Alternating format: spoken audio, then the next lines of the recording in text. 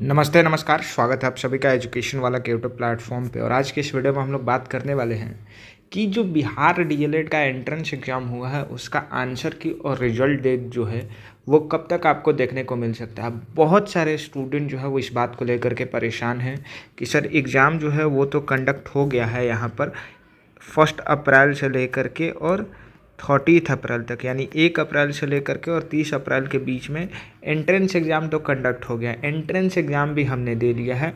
अब हम इस बात को लेकर के कंफ्यूज हैं कि हमारे कितने प्रश्न जो हैं वो एग्ज़ाम में सही हुए और उस हिसाब से क्या हमको गवर्नमेंट कॉलेज मिलेगा, प्राइवेट कॉलेज मिलेगा।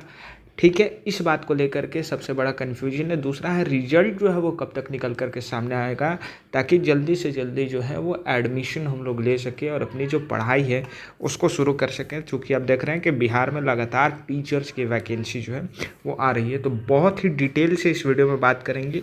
कंप्लीट इन्फॉर्मेशन जो है वो आपको मिलेगा। वीडियो को शुरू से लेकर के अंत तक देखिएगा और इसी तरह के वीडियोज़ के लिए एजुकेशन वाला चैनल को सब्सक्राइब कर दीजिएगा। चलिए शुरू करते हैं।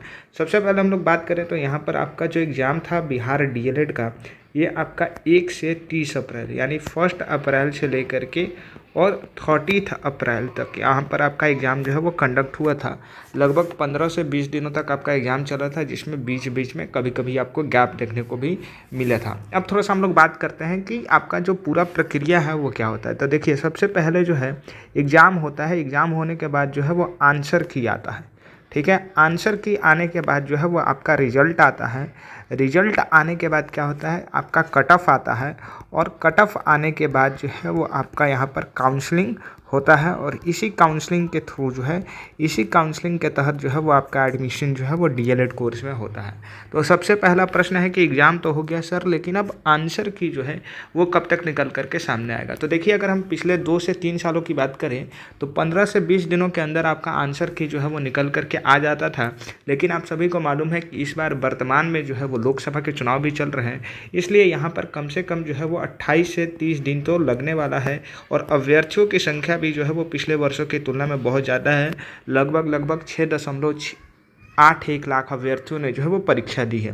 तो हम मान के चल रहे हैं कि 28 से 30 दिनों का समय जो है वो इस बार आंसर की में लगने वाला है, यानी कि 4th वीक ऑफ मई के चौथे सप्ताह में जो है वो आप एक्सपेक्ट कर सकते हैं कि यहाँ पर आपका बिहार डीएलएड का जो आंसर की है वो निकल करके सामने आ सकता है। साथ ही साथ अगर हम लोग बात करें बिहार डीएलएड के रिजल्ट के बारे में कि यहाँ पर रिजल्ट जो है वो कब तक निकल करके सामने आ सकता है, तो पिछला वाला जो एंट्रेंस एग्ज़ाम हुआ था वो आपको मालूम है कि 15 जून तक एंट्रेंस एग्ज़ाम हुआ था और इसका जो रिजल्ट है वो यहाँ पर अक्टूबर में देखने को मिला था। यानी आप देख रहे हैं कि जून में एग्ज़ाम हुआ, जुलाई, अगस्त, सितंबर, 3 महीने बाद जो है वो रिजल्ट यहाँ पर निकल करके सामने आया था। उस हिसाब से हम लोग भी मान सकते हैं कि आप लोगों का यहाँ पर रिजल्ट जो है वो कम से कम लास्ट वीक ऑफ जून यानी जून के अंतिम सप्ताह से ले करके और जुलाई के पहले 2 सप्ताह के बीच में, ठीक है, पहले 2 सप्ताह के बीच में आपका यहाँ पर रिजल्ट जो है वो निकल करके सामने आ सकता है।